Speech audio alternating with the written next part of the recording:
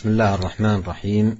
الحمد لله رب العالمين، وأشهد أن لا إله إلا الله وحده لا شريك له، وأشهد أن محمدا عبده ورسوله صلى الله وسلم عليه وعلى آله وأصحابه أجمعين. أما بعد، أيها المستمعون الكرام، قال المصنف شيخ الإسلام محمد بن عبد الوهاب رحمه الله، قال: باب ما جاء في كثرة الحلف. هذا الباب عقده رحمه الله تعالى في التحذير من كثرة الحلف، لأن كثرة الحلف تدل على استهانة وعدم استهانة بالله عز وجل، وعدم تعظيم له جل في علاه، وهذا ينافي كمال التوحيد الواجب، إذ إن الواجب على المسلم أن يكون معظما لله ومستشعرا عظمة الله سبحانه وتعالى، فلا يكون الحلف إلا في حدود ما يحتاج إليه. أما أن يكثر المرء من الحلف في بيعه وشراءه وأعماله وأموره، ويجعل الله عرضة ليمينه، فهذا من نقص التعظيم لله سبحانه وتعالى. ولهذا عقد رحمه الله هذا الباب، قال: باب ما جاء في كثرة الحلف، أي ما جاء فيه من النهي والوعيد لمن فعل ذلك، لما يترتب على ذلك من المنافاة لكمال التوحيد الواجب. والمراد بالحلف اليمين. Para pemirsa Raja TV dan pendengar Radio Raja yang Allah muliakan, setelah Fadilatul Syekh Hafizahullah Ta'ala membuka majelis kita di sore hari ini dan bersalawat kepada Nabi-Nya yang mulia Sallallahu Alaihi Wasallam, maka beliau mengatakan, Qala al-musannifu Syekhul Islam Muhammad Ibn Abdul Wahab rahimahullah ta'ala, berkata penulis Syekhul Islam Muhammad Ibn Abdul Wahab rahimahullah ta'ala, babu ma ja'a fi kathratil halif, bab penjelasan tentang ancaman bagi seseorang yang banyak bersumpah. Penulis rahimahullah ta'ala al-Imam Muhammad bin Abdul Wahab rahimahullah menulis bab ini di dalam kitab Tauhid dalam rangka tahdzir, memperingatkan kaum muslimin dari banyak bersumpah, karena banyaknya bersumpah menunjukkan tidak adanya pengagungan terhadap Allah Subhanahu wa taala, atau rendahnya ta'zim seseorang terhadap kemuliaan Allah Subhanahu wa taala. Dan tentu hal tersebut menafikan kesempurnaan tauhid pada seorang hamba. Karena kewajiban seorang muslim hendaknya ia mengagungkan Allah Subhanahu wa taala, membesarkan Allah Subhanahu wa taala, memuliakan Allah Azza wa Jalla. Maka seseorang tidak dia bersumpah melainkan pada saat-saat dia membutuhkannya.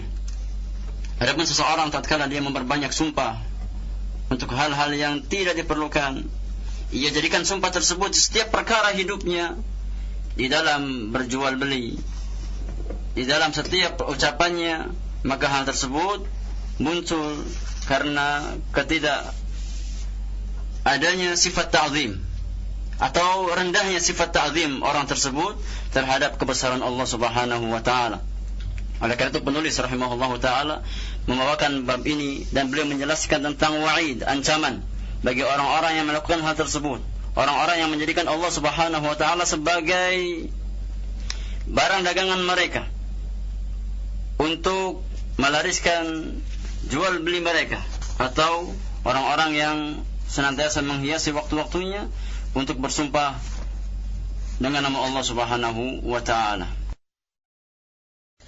قال رحمه الله تعالى: وقول الله تعالى: واحفظوا أيمانكم. الأيمان جمع يمين، واليمين هو الحلف، والحلف كما سبق أن مر معنا في باب متقدم لا يكون إلا بالله. قد قال عليه الصلاة والسلام: من كان حالفا فليحلف بالله. وقال: من حلف بغير الله فقد كفر أو أشرك. وذلك أن الحلف تعظيم للمحلوف به، وهذا التعظيم لا يكون إلا لله. وكما أن الحلف لا يكون إلا بالله، فكذلك ينبغي أن ينتبه، وهو المقصود بهذه الترجمة، أن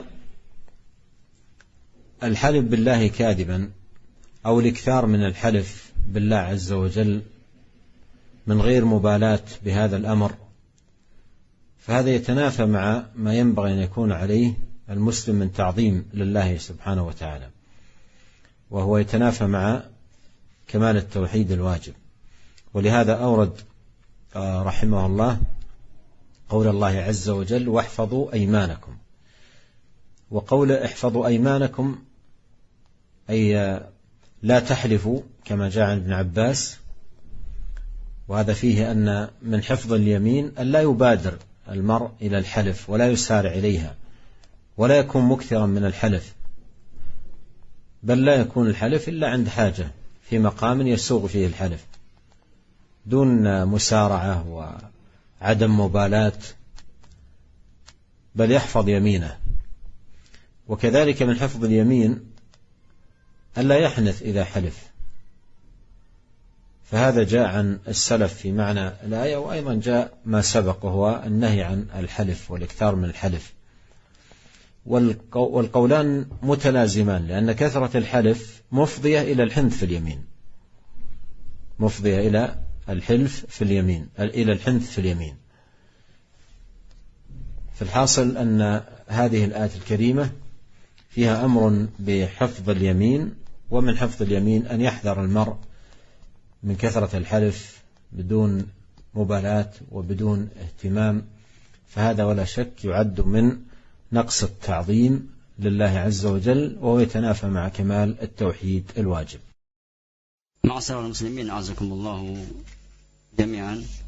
berkata fadilatul Syekh hafizahullah taala, Al-Imam Muhammad bin Abdul Wahhab rahimahullah membawakan dalil yang pertama itu firman Allah Subhanahu wa taala di dalam surat Al-Maidah ayat yang 89, wa qaulullahi taala wahfazu aymanakum. Dan Allah Subhanahu wa taala berfirman, jagalah yamin-yamin kalian, jagalah sumpah-sumpah kalian. Dan kata aiman di dalam bahasa Arab merupakan bentuk jama' dari kata yamin. Artinya al-halif, itu bersumpah. Dan bersumpah sebagaimana telah dijelaskan pada bab-bab yang terdahulu, bahwasannya tidak boleh bagi seorang muslim bersumpah melainkan dengan nama Allah Subhanahu wa taala. Karena Nabi yang mulia sallallahu alaihi wasallam bersabda, siapa yang ingin bersumpah, man arada an yahlif falyahlif billah. Siapa yang hendak bersumpah, siapa yang ingin bersumpah, maka hendaknya dia bersumpah dengan nama Allah Subhanahu wa taala. Dan beliau mengancam, Nabi yang mulia bersabda, man halafa bighairillahi faqad kafara aw asyrak. Siapa yang bersumpah dengan nama selain Allah Subhanahu wa taala, maka sungguh dia telah kufur atau telah berbuat kesyirikan. Maka bersumpah dengan nama selain Allah Subhanahu wa taala, atau seseorang memperbanyak sumpah dengan nama Allah Subhanahu wa taala untuk hal-hal yang bersifat sepele, di antara hal yang menafikan tauhid seorang hamba. Oleh karena itu penulis rahimahullahu taala membawakan ayat ini, ayat di dalam surat Al-Maidah ayat yang 89 ini. Dan makna firman Allah Subhanahu wa taala wahfadhu aymanakum ini ada dua makna. Makna yang pertama sebagaimana dijelaskan oleh Habrul Ummah Ibnu Abbas radhiyallahu anhuma, makna wahfadhu aymanakum ay la tubadiru bil yamin. Jangan kalian tergesa-gesa di dalam bersumpah. Di sini Ibnu Abbas mewasiatkan kita semua agar kita tidak tergesa-gesa di dalam bersumpah. Kita benar-benar menjaga sumpah tersebut. Karena di dalam sumpah ma'asyiral muslimin terhadap ta'zim, terhadap apa yang kita jadikan sumpah, itu Allah Subhanahu wa taala. Oleh karena itu tatkala seseorang bergesa ini bersifat tergesa-gesa di dalam bersumpah, sedikit-sedikit bersumpah dengan nama Allah, sedikit-sedikit bersumpah dengan nama Allah Subhanahu wa taala, maka hal ini menunjukkan rendahnya pengagungan orang tersebut terhadap Allah Subhanahu wa taala. Adapun makna yang kedua dari makna ayat wahfadzu aymanakum, dan jagalah sumpah-sumpah kalian, maknanya adalah jagalah hani sumpah-sumpah kalian tatkala kalian bersumpah, maka jagalah jangan sampai kalian batalkan sumpah tersebut. Jangan sampai kalian berbuat sesuatu di luar sumpah tersebut, artinya membatalkan sumpah-sumpah kalian. Dan kedua makna tersebut saling berkaitan, tidak bertentangan. Oleh karena itu, ma'asyiral muslimin a'azakumullah, di dalam ayat ini penulis hendak menjelaskan bahwasanya kewajiban seorang muslim adalah dia benar-benar menjaga sumpahnya, tidak tergesa-gesa tatkala bersumpah, dan tidak memperbanyak sumpah di dalam setiap perkaranya. Tidaklah dia bersumpah melainkan tatkala dibutuhkan, dan tatkala dia bersumpah maka dia benar-benar menjaga sumpah tersebut agar jangan sampai membatalkan apa yang telah ia sumpahkan tersebut. قال رحمه الله تعالى عن أبي هريرة رضي الله عنه قال سمعت رسول الله صلى الله عليه وسلم يقول الحلف منفقة للسلعة ممحقة للكسب أخرجاه أي البخاري ومسلم. الحلف كما عرفنا هو اليمين، والمراد هنا في الحديث اليمين التي تصدر من البائع عندما يعرض السلع في السوق، يحلف والله إنها جديدة، والله إنها بضاعة اليوم، والله إنني أعطيت فيها كذا وكذا، أو والله هذا رأس مال هذه السلعة، إلى غير ذلك من عبارات كثيرة تأتي على ألسنة البائعين، يحلفون ويكثرون من الحلف بالله لا لشيء إلا من أجل أن تنفق السلعة، همته متجهة إلى نفاق السلعة، ولهذا يكثر من الحلف، يحلف كثيرا من أجل درهم ودرهمين وفلس وفلسين، ولا يبالي بما ينبغي أن يكون عليه قلبه من تعظيم لله عز وجل. ولهذا فإن هذا الحلف الكثير المتكرر مع السلع من أجل أن تنفق السلع يكون من نقص التعظيم لله، ولهذا لا يبالي حتى في أن يحلف كاذبا من أجل أن ينفق سلعته. ثم ماذا يكون إذا نفقت السلعة وأخذها المشتري؟ نفاق للسلعة مع نقص في الدين وضعف في الإيمان، فأي ربح حصل؟ هذا ليس بربح، هذا ضياع. هذا الربح الدنيوي أيضا، هذا الربح الدنيوي هو في الحقيقة ممحوق البركة، لا يبارك الله فيه. فانظر كيف يصاب بنقص الدين ومحق البركة، فيخسر من جهتين، من جهة نقص الدين ومن جهة أيضا نقص البركة أو ذهاب البركة. نعم قد تروج السلعة، قد يشتريها، لكن المال الذي يحصله بهذه الطريقة مال ممحوق البركة، مال ممحوق البركة. ولهذا يجب على المسلم أن يتقي الله عز وجل ويحفظ يمينه كما تقدم معنا في الآية الكريمة واحفظوا أيمانكم. وفي مقام البيع يحذر من العمل على نفاق السلع بكثرة الحلف، فهذا من نقص التعظيم لله سبحانه وتعالى، وهو من موجبات محق البركة. Ma'asyiral muslimin a'azakumullah jami'an. Berkata fadilatul Syekh hafizahullah taala, penulis Al-Imam Muhammad bin Abdul Wahhab rahimahullahu taala membawakan dalil yang kedua, itu hadis yang datang dari jalan Abu Hurairah radhiyallahu anhu. Beliau berkata, aku pernah mendengar langsung Nabi yang mulia sallallahu alaihi wasallam bersabda, al-halifu manfaqatun lis-sil'ati wa mamhaqatun lil-kasbi. Bersumpah itu akan mampu melariskan barang dagangan. Sumpah memang mampu melariskan barang dagangan, namun ia akan menghilangkan keberkahan usaha seseorang, akan membinasakan usaha seseorang. Nabi yang mulia bersabda bahwasanya bersumpah mampu untuk melariskan barang dagangan seseorang, namun dia akan membinasakan usaha orang tersebut. Berkata Fadilatul Syekh hafizahullah ta'ala, al-halif maknanya itu yamin, bersumpah.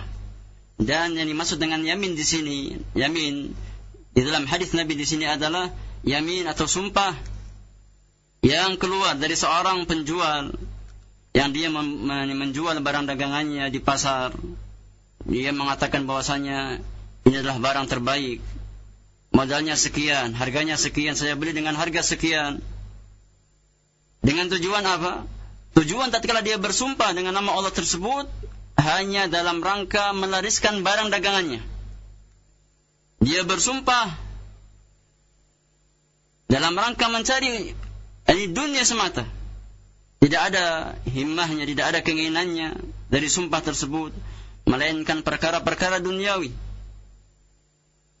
Dan dia tidak memperhatikan keagungan Allah Subhanahu wa ta'ala. Dia jadikan Allah sebagai barang dagangan yang ia dijual dengan harga murah. Dia bersumpah dengan nama Allah Subhanahu wa ta'ala. Maka perbuatan seperti ini merupakan tanda akan lemahnya ta'zim, pemuliaan orang tersebut terhadap Allah Subhanahu wa ta'ala. Oleh karena itu biasanya orang seperti ini dia akan banyak bersumpah. Dan seseorang tatkala sudah banyak bersumpah, biasanya tidak lagi memperdulikan apakah dia bersumpah terhadap hal yang benar, ataukah ia bersumpah dalam keadaan berdusta atas nama Allah Subhanahu wa ta'ala. Dan makna sabda Nabi yang mulia sallallahu alaihi wasallam bahwasanya sumpah itu menghapuskan usaha atau keberkahan usaha seseorang, bahwasanya bersumpah dengan nama Allah Subhanahu wa ta'ala hanya dalam rangka, hanya dengan tujuan melariskan barang dagangan kita, hanya tujuannya sekedar mencari perkara-perkara yang sifatnya duniawi, ini akan merusak agama seseorang dan akan merusak keberkahan harta seseorang. Mungkin si penjual mendapatkan harta yang banyak, mendapatkan untung yang banyak tatkala dia memperlaris dagangannya dengan bersumpah dengan nama Allah Subhanahu wa ta'ala. Dia dapat harta yang banyak, dapat keuntungan yang banyak. Akan tapi di balik apa yang ia dapatkan tersebut, ia mendapatkan kerusakan yang sangat besar. Kerusakan di dalam agamanya karena dia merendahkan Allah Subhanahu wa ta'ala, dan juga kerusakan di dalam hartanya karena harta yang ia dapatkan jauh dari keberkahan dari sisi Allah Subhanahu wa ta'ala. Harta yang ia dapatkan, keuntungan yang ia miliki jauh dari keberkahan. Oleh karena itu ma'asyiral muslimin azakumullah, seyogianya bagi seorang muslim untuk menjaga yamin-yamin mereka, menjaga sumpah-sumpah mereka. Jangan sampai ia mudah bersumpah, jangan sampai ia jadikan sumpah dengan nama Allah sebagai pelaris dagangannya. Jangan sampai ia merendahkan Allah Subhanahu wa ta'ala hanya sekadar mencari tujuan duniawi. Oleh karena itu telah kita jelaskan di ayat yang pertama, wahfadhu aimanakum, jagalah sumpah-sumpah kalian. Nah, jangan sampai kita tergesa-gesa dalam bersumpah, atau jangan sampai kita membatalkan sumpah yang telah kita ucapkan dengan nama Allah Subhanahu wa ta'ala. Qala rahimahullah ta'ala, وعن سلمان أي الفارسي رضي الله عنه أن رسول الله صلى الله عليه وسلم قال: ثلاثة لا يكلمهم الله ولا يزكيهم ولهم عذاب أليم: وشيمط زان، وعائل مستكبر، ورجل جعل الله بضاعته لا يشتري إلا بيمينه ولا يبيع إلا بيمينه. رواه الطبراني بسند صحيح. هؤلاء الثلاثة الذين ذكروا في هذا الحديث اقترفوا عظيمة أو عظائم من عظائم الذنوب، لأن قول النبي لا يكلمهم الله ولا يزكيهم ولهم عذاب أليم يدل على الوعيد الشديد، وأن ما اقترفه هؤلاء يعد من عظائم الذنوب وكبائر الآثام. وأول هؤلاء ذكرا في الحديث الأشيمط الزان. والشمط هو الشيب، والأشيمط تصغير أشمط، وهو الذي أصابه الشمط، يعني شاب وكبرت سنه. ومن المعلوم أن الرجل إذا كبرت سنه يضعف بدنه وتضعف قواه، وأيضا تضعف الشهوة مع كبر السن. فإذا وقع في الزنا مع كبر السن والشيخوخة يكون الداعي للوقوع في الزنا ليس مجرد الشهوة، وإنما يكون الدافع الفساد الذي قام في قلبه ورقة الدين وعدم الخوف.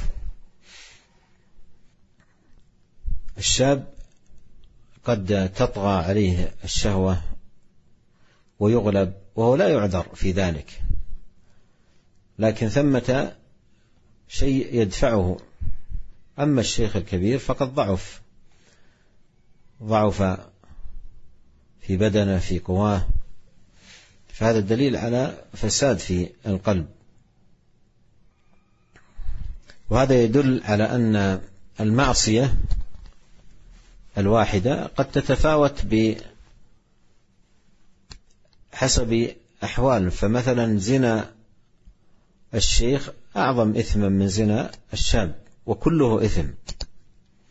والزنا مثلا في رمضان أعظم منه في غير رمضان، والزنا في المكان الفاضل أعظم منه في غير المكان الفاضل، والزنا بذوات المحارم أعظم منه في غير ذوات المحارم، وهكذا. فالمعصية تتفاوت بحسب الحال أو الزمان أو المكان أو نحو ذلك. وقوله وعائل مستكبر، المراد بالعائل الرجل الفقير الذي لا مال عنده ومع ذلك يستكبر ويتكبر على الناس، فهذا تكبر منه مع ضعف الداعي أو عدم وجود المقتضي، لأن الذي يحرك في الناس الكبر المال والرئاسة والمكانة، وهذا رجل فقير ويتكبر، فهذا التكبر ناشئ أيضا من فساد في القلب. والأمر الثالث وموضع الشاهد من الحديث الترجمة هو رجل جعل الله بضاعته، أي يحلف عند البيع والشراء ترويجا للبضاعة وتنفيقا للسلعة، لا يشتري إلا بيمينه ولا يبيع إلا بيمينه. هذا معنى جعل الله بضاعته، فهو كثير الحلف ولا يبالي، وهذا من نقص التعظيم لله سبحانه وتعالى. والحاصل أن هذا الحديث جمع أمورا ثلاثة كلها من الكبائر، ومنها ما يتعلق بالترجمة وهو تنفيق السلع بالبيع والشراء، وهذا من ضعف التعظيم للرب العظيم سبحانه. معاشر المسلمين أعزكم الله جميعا. Berkata Fadilatul Syekh hafizahullah ta'ala, penulis rahimahullah ta'ala membawakan dalil yang ketiga, sebuah hadis yang datang dari jalan Salman, yang maksudnya Salman Al-Farisi radhiyallahu anhu, bahwasanya Rasulullah sallallahu alaihi wasallam bersabda, "Thalathatun la yukallimuhumullah wa la yuzakkihim wa lahum 'adzabun alim." Akan ada tiga kelompok manusia pada hari kiamat kelak yang tidak akan diajak bicara oleh Allah Subhanahu wa taala. Allah tidak akan mensucikan mereka dan bagi mereka azab yang pedih. Yang pertama adalah Ushaymitun zanin, seorang yang sudah berumur, berusia lanjut dan dia berzina. Wa'ailun mustakbir, yang kedua seorang yang fakir dan dia sombong. Dan yang ketiga, seseorang yang menjadikan Allah Subhanahu wa taala sebagai barang dagangannya. Apa maksudnya? Dia tidak membeli barang dagang melainkan dengan bersumpah atas nama Allah, dan dia pun tidak menjual barang dagangan yang ia miliki melainkan dengan bersumpah dengan nama Allah Subhanahu wa taala. Di sini diriwayatkan oleh Imam At-Tabrani dengan sanad yang sahih. Kemudian berkata Fadilatul Syekh hafizahullah taala, ketiga orang ini yang disebutkan di dalam hadis Nabi yang mulia sallallahu alaihi wasallam, mereka telah melakukan azimah min azaimiz dzunub atau kabirah min kabairiz dzunub. Salah satu di antara dosa-dosa yang besar atau dosa besar. Karena Nabi yang mulia sallallahu alaihi wasallam mengatakan la yukallimuhumullah wa la yuzakkihim wa lahum adzabun alim. Bagi mereka, Allah tidak akan mengajak bicara mereka, Allah tidak akan mensucikan mereka, dan bagi mereka azab yang sangat pedih.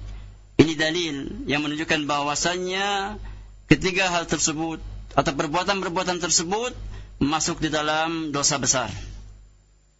Adapun orang yang pertama yang akan mendapatkan wa'id atau ancaman tersebut adalah Usyaimatun zanin, seorang syekh yang telah berzina, seorang yang telah tumbuh ubannya, dia masih berzina, berbuat zina wal'iyadzubillah. Seorang yang telah berusia lanjut, telah lemah fisiknya, telah lemah jasadnya, yang seharusnya telah lemah syahwatnya, dia masih sempat untuk berzina. Maka orang seperti ini seharusnya tatkala seseorang sudah bertambah usianya, sudah bertambah lemah fisiknya, badannya, dia jauh dari perkara-perkara tersebut. Maka tatkala seorang yang sudah syekh, sudah berusia lanjut, dia terjatuh ke dalam perzinahan, berbuat zina, maka ini menunjukkan akan rusaknya hatinya. Ini menunjukkan akan rusaknya hatinya. Adapun seorang pemuda, tatkala dia syahwatnya begitu bergejolak, mungkin dia terjatuh ke dalam perzinahan karena syahwatnya sedang tinggi-tingginya. Meskipun ini bukan dalil yang membolehkan seorang untuk berzina, seorang pemuda untuk berzina. Tapi tatkala seorang yang sudah berusia lanjut, sudah lemah fisiknya, dia masih berbuat perzinahan, maka ini menunjukkan akan rusaknya orang tersebut, akan rusaknya hati orang tersebut. Dan ini ma'asyiral muslimin, hadis ini dalil bahwasanya sebuah maksiat itu bisa bertingkat-tingkat dosanya. Satu kemaksiatan bisa memiliki tingkatan-tingkatan di dalam dosa dari maksiat tersebut. Sebagaimana maksiat pada bulan Ramadan itu jauh lebih besar daripada pada bulan-bulan yang lainnya. Sebagaimana seseorang bermaksiat pada tempat-tempat yang mulia, itu jauh lebih besar dosanya daripada tempat-tempat yang lain. Sebagaimana seseorang tatkala berzina dengan mahramnya, itu jauh lebih besar daripada berzina dengan yang lainnya. Ini dalil bahwasannya sebuah kemaksiatan itu bisa bertingkat-tingkat nilai dari dosanya. Dan makna sabda Nabi yang mulia sallallahu alaihi wasallam, ini orang yang kedua, wa'ailun mustakbir. Di antara orang yang diancam dalam hadis tersebut adalah seorang fakir yang sombong. Yang mana semestinya seorang yang fakir, yang tidak memiliki apa-apa, hendaknya dia bersifat tawadhu, merendahkan dirinya, dan tidak bersifat takabur, bersifat sombong. Karena dia, apa yang ia sombongkan? Dia harta tidak punya, kekuasaan tidak ada. Apa yang harus ia sombongkan? Semestinya orang fakir, ya orang yang bersikap ini rendah diri, rendah hati, tidak bersifat sombong. Maka tatkala ada seorang yang fakir dan dia menyombongkan dirinya, maka ini dalil kesombongan tersebut bukti akan rusaknya hatinya. Karena semestinya tidak ada yang membuat dirinya bersombong. Seseorang tatkala dia berharta, mungkin dia bersombong dengan hartanya. Seseorang tatkala dia memiliki kekuasaan, mungkin dia bersombong dengan kekuasaannya tersebut. Namun seorang fakir, seorang miskin, apa yang akan ia sombongkan di hadapan manusia? Maka tatkala seorang fakir menyombongkan dirinya di tengah-tengah manusia, ini menunjukkan akan rusaknya hati orang tersebut. Dan makna sabda Nabi yang mulia sallallahu alaihi wasallam, orang yang ketiga yang akan diancam oleh Nabi yang mulia sallallahu alaihi wasallam adalah rajulun ja'alallaha bidha'atahu. Dan inilah syahid dari hadis tersebut. Itu seseorang yang menjadikan Allah Subhanahu wa taala sebagai barang dagangannya. Dan makna seseorang menjadikan Allah sebagai barang dagangannya ini, ditafsirkan langsung oleh Nabi yang mulia sallallahu alaihi wasallam, yaitu la yashtari illa biyaminihi wa la yabi'u illa biyaminihi. Itu tatkala seseorang tidak membeli barang dagangan, artinya dia tidak belanja barang dagangannya melainkan dengan bersumpah dengan nama Allah Subhanahu wa taala. Dan tidak ia menjual barang dagangannya tersebut melainkan dengan bersumpah dengan nama Allah Subhanahu wa taala. Yang ini menunjukkan lemahnya ta'zim orang tersebut terhadap kemuliaan Allah Subhanahu wa taala.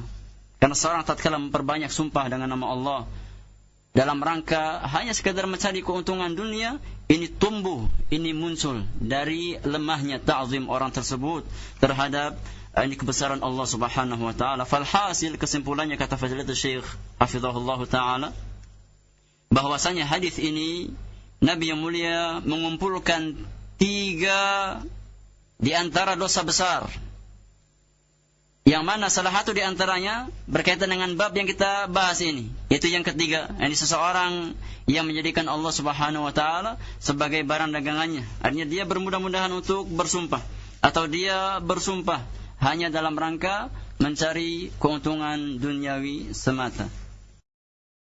قال رحمه الله: وفي الصحيح عن عمران بن حسين رضي الله عنه قال قال رسول الله صلى الله عليه وسلم: خير أمتي قرني ثم الذين يلونهم ثم الذين يلونهم.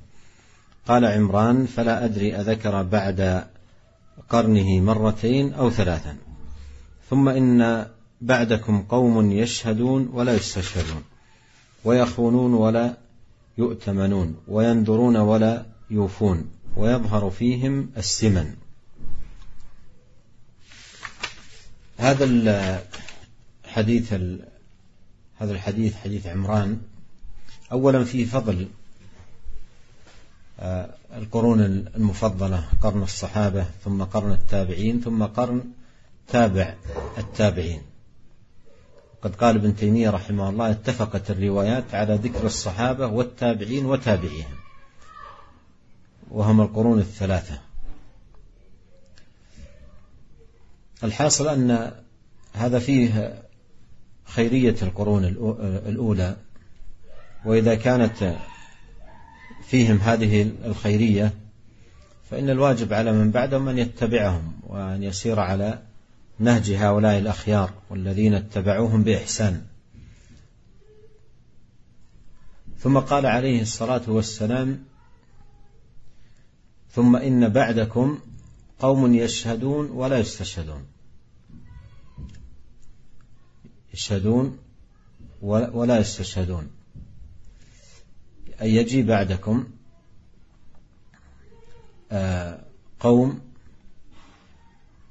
يشهدون ولا يستشهدون، أي يبادرون إلى الشهادة ويسارعون إليها دون أن تطلب منهم. وهذا من عدم اكتراثهم بأمر الشهادة وعدم مبالاتهم بهذا الأمر. ويخونون ولا يؤتمنون، أي ديدنهم الخيانة وعدم الأمانة، وهذا أيضا من رقة الدين وضعف الإيمان. وينذرون ولا يوفون، يعني يحصل منهم النذر: لا أفعلن كذا، لكن لا يفي بنذره. وهذه الأمور 3 هي أوصاف لهؤلاء الذين يخلفون من بعد، وهي من الدلائل على رقة دين هؤلاء وضعف إيمانهم. وقوله يظهر فيهم السمن، أي مما يدل على إكبابهم على الدنيا ولهفهم عليها وميلهم إلى التنعم، كثرة المطاعم والمشارب والمآكل. والشاهد من الحديث للترجمة قوله يشهدون ولا يستشهدون، أي يبادرون للشهادة. والشهادة يكون فيها اليمين ويكون فيها الحلف، يحلف شاهدا بأن حصل كذا أو لم يحصل كذا، ولا شك أن هذا مما يتنافى مع التوحيد الواجب. Ma'asyiral muslimin, kemudian berkata Fadilatul Syekh hafizahullah taala, penulis Syekhul Islam Al-Imam Muhammad bin Abdul Wahhab rahimahullah taala membawakan dalil yang keempat, Itu sebuah hadis yang datang dari Imran bin Husain dalam kitab Sahihain, Sahih Bukhari dan Muslim. Beliau mengatakan, Nabi yang mulia sallallahu alaihi wasallam bersabda, khairu ummati qarni. Sebaik-baik umatku adalah pada masaku, generasiku. Tsumma alladzina yalunahum, kemudian yang datang setelah mereka, ini generasi setelahnya. Tsumma alladzina yalunahum, kemudian generasi setelahnya, ini setelah yang kedua tersebut, artinya generasi sahabat, kemudian generasi tabi'in dan generasi atba'ut tabi'in atau tabi'ut tabi'in. Berkata Imran, fala adri, dan aku tidak mengetahui, adzakara ba'da qarnihi marrataini aw thalathan. Apakah Nabi yang mulia sallallahu alaihi wasallam menyebutkan setelah masa beliau itu 2 masa lagi ataukah 3 masa? Artinya apakah ada masa yang keempat setelah masa tabi'ut tabi'in? Kemudian Nabi bersabda, "Tsumma inna ba'dakum qauman." Kemudian akan datang setelah kalian, sepeninggal kalian, sebuah kaum. Yashhaduna wa la yustashhadun. Mereka bersaksi padahal mereka tidak minta untuk bersaksi. Wa yakhununa wa la yu'tamanun. Mereka senantiasa berkhianat dan mereka tidak memegang amanah. Artinya mereka bukan orang-orang yang amanah. Wa yanzuruna wa la yufun. Dan mereka senantiasa bernazar namun tidak melaksanakan nazar tersebut. Wa yadhhar fihi musiman, dan akan muncul di tengah-tengah mereka asiman, itu kegemukan. Kata Fadilatul Syekh hafizahullah taala, hadis ini ma'asyiral muslimin terdapat faedah yang pertama, bahwasannya di dalam hadis tersebut terdapat keutamaan 3 generasi, 3 masa. Itu generasi para sahabat Rasulullah radhiyallahu anhum jami'an, yang kedua generasi para tabi'in, dan yang ketiga generasi atba'ut tabi'in.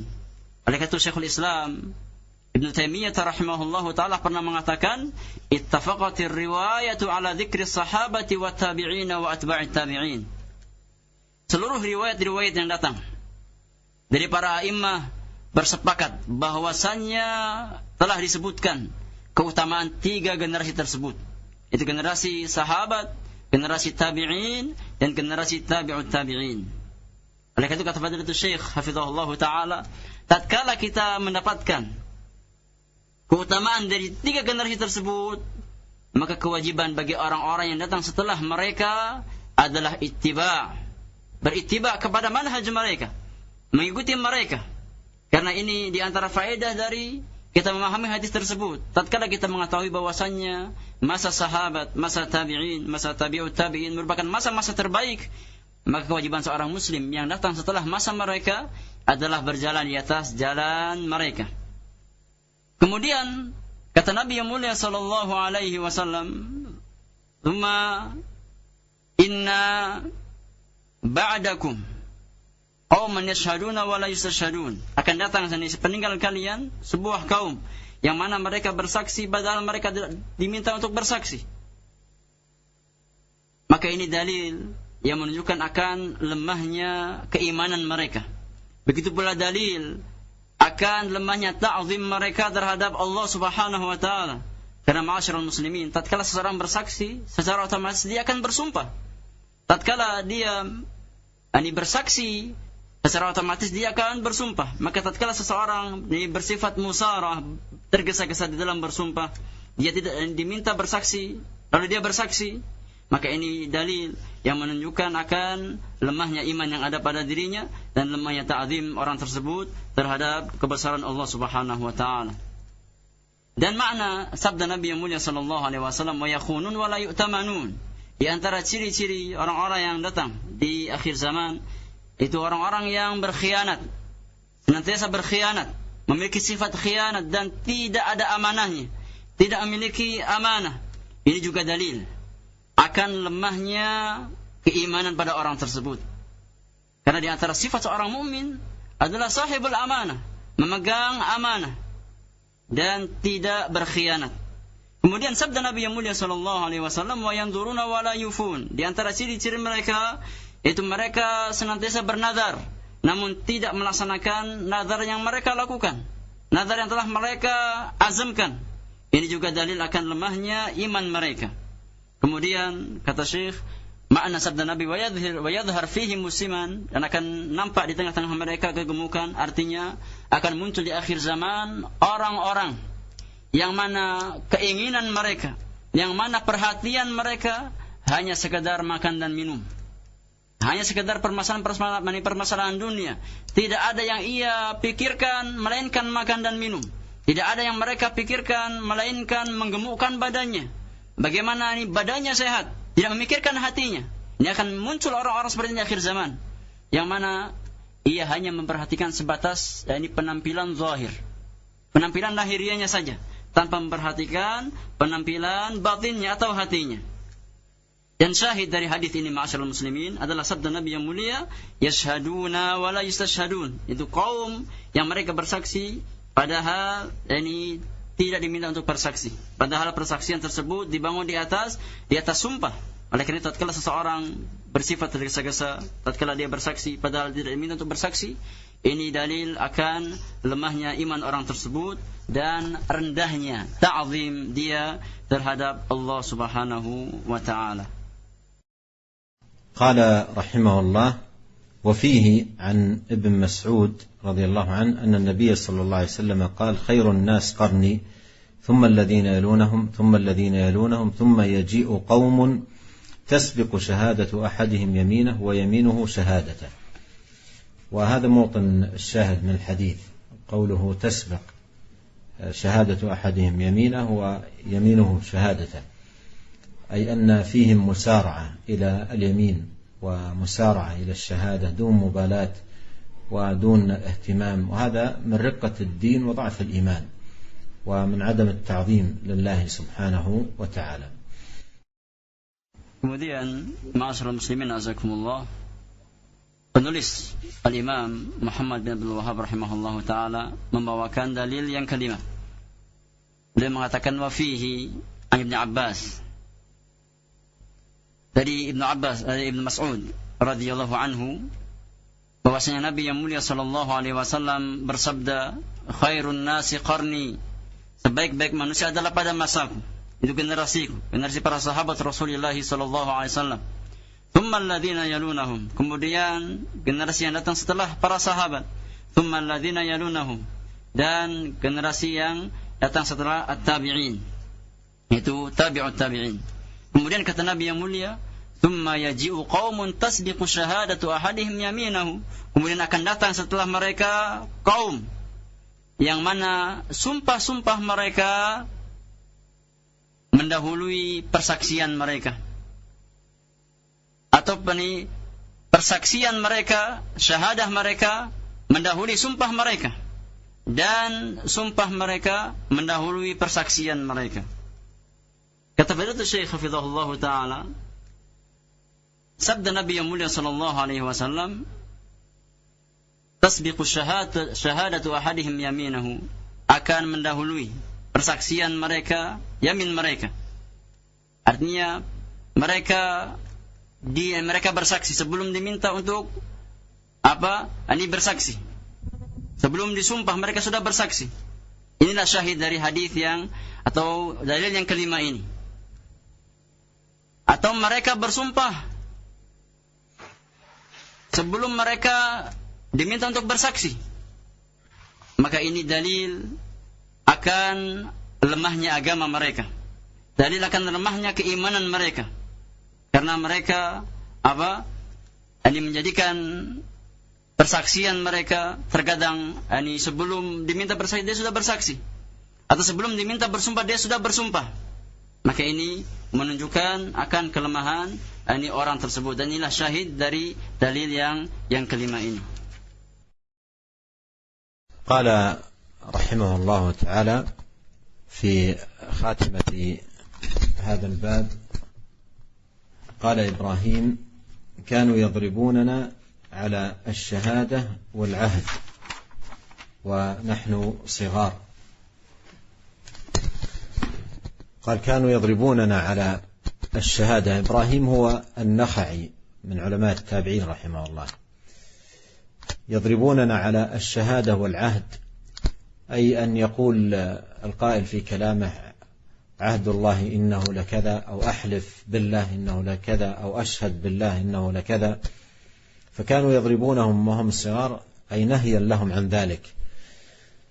وهذا معاشر الكرام فيه من الفائدة أن الصغار يحتاجون منذ الصغر إلى أن يعودوا على حفظ اليمين وعدم المسارعة في الشهادة واليمين، وأن يعظم في نفوسهم هذا الأمر منذ الصغر، لأن الأمر كما قيل من شب على شيء شاب عليه، ولهذا يحتاج الصغار أن ينبهوا. وإذا كان على لسان الصغير كثرة الحلف يقال له انتبه، فإن كثرة الحلف ينشأ عن ضعف التعظيم للمحلوف به سبحانه وتعالى. وأيضا مما يستفاد من هذا الأثر أهمية تربية الأولاد والأبناء على الاعتقاد الصحيح والإيمان الصحيح، لينشأوا نشأة مستقيمة على الاعتقاد القويم والدين المستقيم، فيكون ذلك سببا لسعادتهم وفلاحهم في الدنيا والآخرة. نسأل الله الكريم أن يصلح لنا أجمعين النية والذرية، وأن يهدينا إليه صراطا مستقيما، إنه سميع قريب مجيب. Nah, ma'asyiral muslimin azakumullah. Di akhir bab ini, di akhir majelis kita sore hari ini, Syekh mengatakan qala rahimahullah, berkata penulis Al-Imam Muhammad bin Wahhab rahimahullahu taala di dalam khitam atau penutup bab ini, bab tentang bersumpah, beliau membawakan sebuah athar dari Ibrahim, dan Ibrahim ini adalah Ibrahim An-Nakhai. Beliau di antara ulama tabi'in. Nah, di antara ulama besar dari kalangan tabi'in. Beliau mengatakan, kanu yadribunana 'ala syahadah wal ahdi wa nahnu sighar. Artinya dahulu ayah-ayah kami, orang-orang pada zaman kami, mereka memukul kami tatkala kami tergesa-gesa di dalam bersaksi atau di dalam bersumpah, tatkala kami masih kecil. Ayat sebagai bentuk larangan terhadap anak-anak mereka, agar anak-anak tersebut tidak terbiasa atau tidak bermudah-mudahan di dalam masalah bersaksi, dan tidak pula bermudah-mudahan di dalam masalah ini bersumpah dengan nama Allah subhanahu wa ta'ala.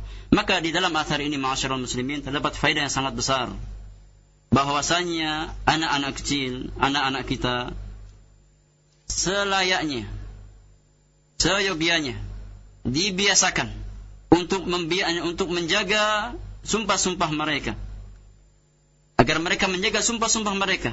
Kita biasakan mereka agar menjaga sumpah dan tidak tergesa-gesa di dalam bersumpah.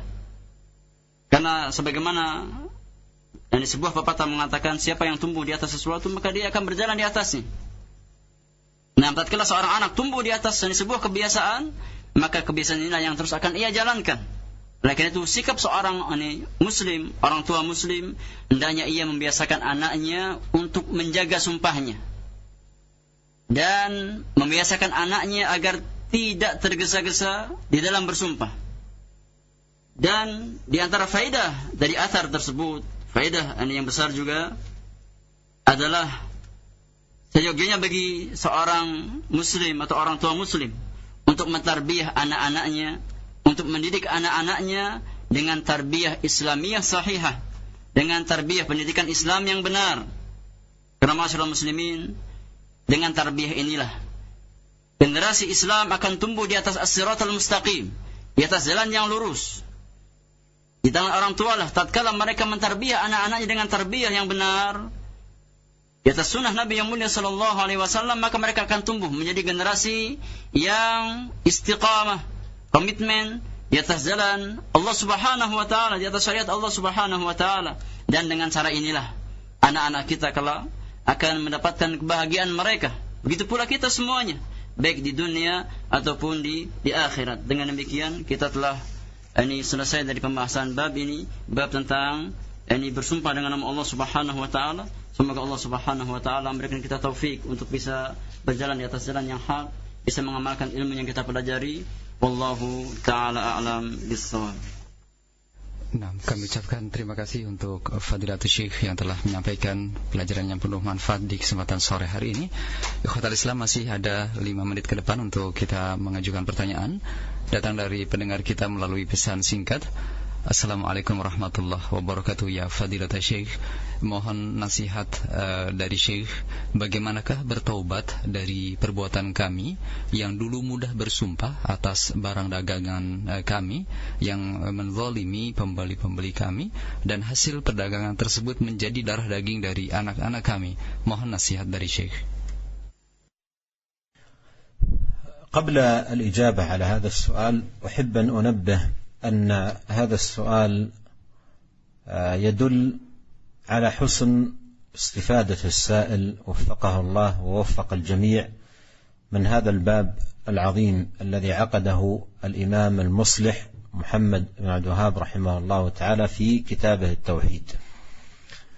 ولا شك أن المسلم إذا اعتنى بالتعلم والتفقه وقراءة كتب أهل العلم يتبين له من الأمور أو الأخطاء التي وقع فيها ما يقتضي الندم والأسف على تلك الأخطاء والمبادرة إلى التوبة إلى الله سبحانه وتعالى.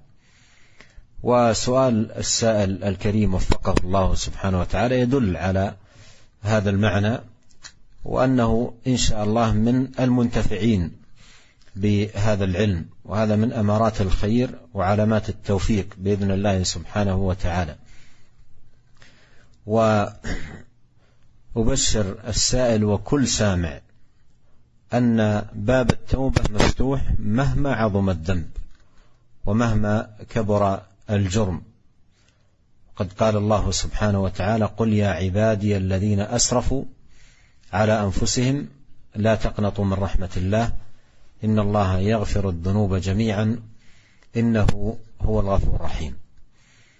فعلى من وقع في شيء من ذلك أن يبادر إلى التوبة بشروطها المعروفة: الندم والإقلاع، الندم على فعل ذلك الذنب والإقلاع منه تماما، والعزم على عدم العودة إلى ذلك الذنب مرة أخرى. وعليه أيضا في هذا المقام أن يكثر من الحسنات ولا سيما الصدقات، فإن الحسنات يذهبن السيئات، فليكثر من الصدقة في الضعفاء والفقراء والمحتاجين. وهذه الأعمال الحسنة تكون بإذن الله سبحانه وتعالى أيضا نافعة له في باب التكفير.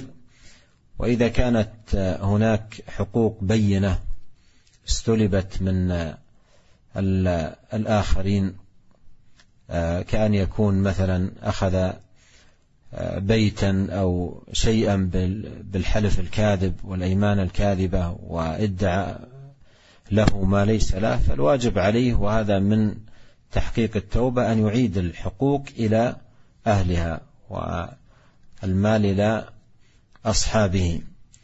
وعلى كل حال في ما يتعلق ببيعه المعتاد: والله إنها بكذا، والله إن سعرها كذا، والله إنها جديدة ونحو ذلك، يتوب إلى الله توبة صادقة، والله سبحانه وتعالى يقبل توبة من تاب.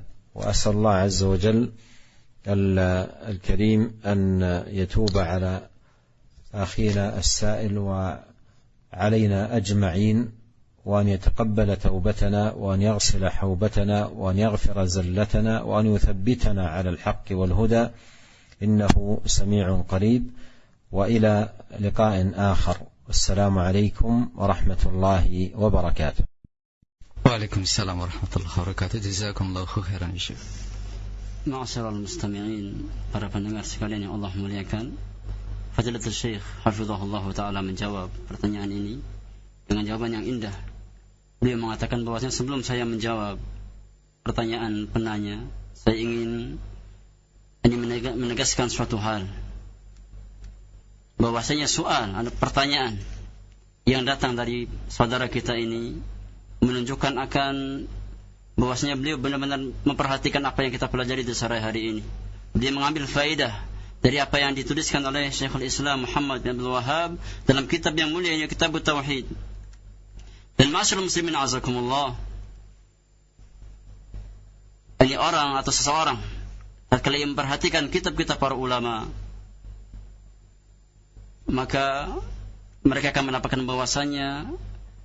nasihat dari mereka, dari para ulama, bahwasanya tatkala kita terjatuh ke dalam sebuah maksiat, dalam sebuah dosa, maka kita harus langsung bangkit dari dosa tersebut dengan segera bertaubat kepada Allah Subhanahu wa taala. Dan perlu kita ketahui ma'asyiral muslimin, bahwasanya pintu taubat senantiasa terbuka bagi hamba-hamba Allah Subhanahu wa taala tatkala dia mau kembali kepada Allah, tatkala dia mau bertobat kepada Allah Subhanahu wa taala, sebesar apapun dosa tersebut, sebanyak apapun dosa tersebut, karena Allah Azza wa Jalla yang mengatakan, Rabbuna Allah Subhanahu wa taala mengatakan, "Qul ya ibadiyalladzina asrafu ala anfusihim la taqnatu min rahmatillah, innallaha yaghfiru dzunuba jami'a, innahu huwal ghafurur rahim." Kata Allah Subhanahu wa taala, katakan wahai Muhammad kepada hamba-hambaku, bagaimana Allah menyebut kita semua hamba-hambanya, meskipun maksiat yang kita lakukan kepada Allah Subhanahu wa taala. Katakan wahai Muhammad kepada hamba-hambaku yang telah melampaui batas, yang telah menzalimi diri mereka sendiri, la taqnatu min rahmatillah. Jangan kalian berputus asa dari rahmat Allah Subhanahu wa taala. Jangan sekali-kali kalian memutuskan harapan kalian dari rahmat Allah Subhanahu wa taala, karena Allah Subhanahu wa taala dialah zat yang akan mengampuni dosa-dosa kalian. Karena Allah Subhanahu wa taala ini zat yang Maha Pengampun lagi Maha Penyayang kepada hamba-hambanya. Maka harus kita perhatikan bahwasannya tatkala kita hendak bertaubat kepada Allah Subhanahu wa taala, maka pastikan Allah Subhanahu wa taala Maha penerima taubat kita tersebut. Dan semoga Allah Subhanahu wa taala memberikan taufik kepada penanya untuk bertobat kepada Allah Subhanahu wa taala. Dan para ulama menjelaskan syarat di dalam bertobat. Tatkala kita hendak bertobat, maka ada perkara yang harus kita perhatikan. Syarat dari taubat tersebut. Syarat yang pertama adalah an-nadam. Itu perasaan menyesal dari maksiat yang telah kita lakukan, dosa yang telah kita lakukan. Kemudian yang kedua al-iqla', itu kita segera meninggalkan dosa tersebut. Setelah kita bertobat, maka kita segera meninggalkan dosa tersebut. Kemudian yang ketiga, syarat yang ketiga, yaitu al-azmu ala adamil audati maratan ukhra. Berkeinginan keras, berkeinginan keras, bertekad keras agar jangan sampai dia kembali kepada dosa yang telah ia tinggalkan tersebut pada kesempatan yang lain.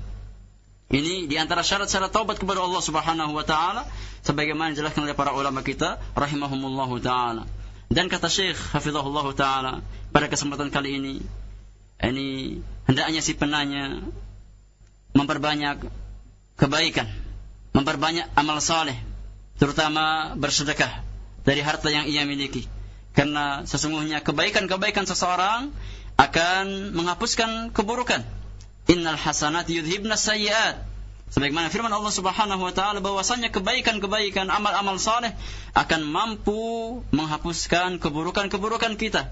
Maka hendaknya penanya memperbanyak sedekah, terutama kepada fuqara dan masakin, orang-orang fakir, orang-orang miskin, orang-orang yang membutuhkan bantuan kita, maka berikan sedekah kepada mereka.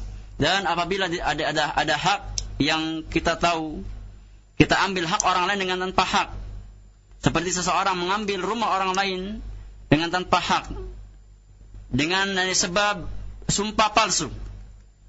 Dengan sebab dia bersumpah, dia mengambil rumah orang lain dengan sumpah palsu, berarti bukan rumah dirinya. Maka hendaknya ia mengembalikan hak tersebut kepada pemiliknya. Ini di antara cara bertaubat kepada Allah Subhanahu wa taala. Dan kata Syekh hafizahullah, aku berdoa memohon kepada Allah Subhanahu wa taala semoga menerima taubat saudara kita yang bertanya tadi dan menerima taubat kita semua. Semoga menjadikan Allah Subhanahu wa taala menjadikan kita semua sebagai hamba-hamba yang bertaubat kepadanya, dan Allah Subhanahu wa taala menyelamatkan kita dari keburukan di dunia dan akhirat. Wallahu taala a'lam bissawab.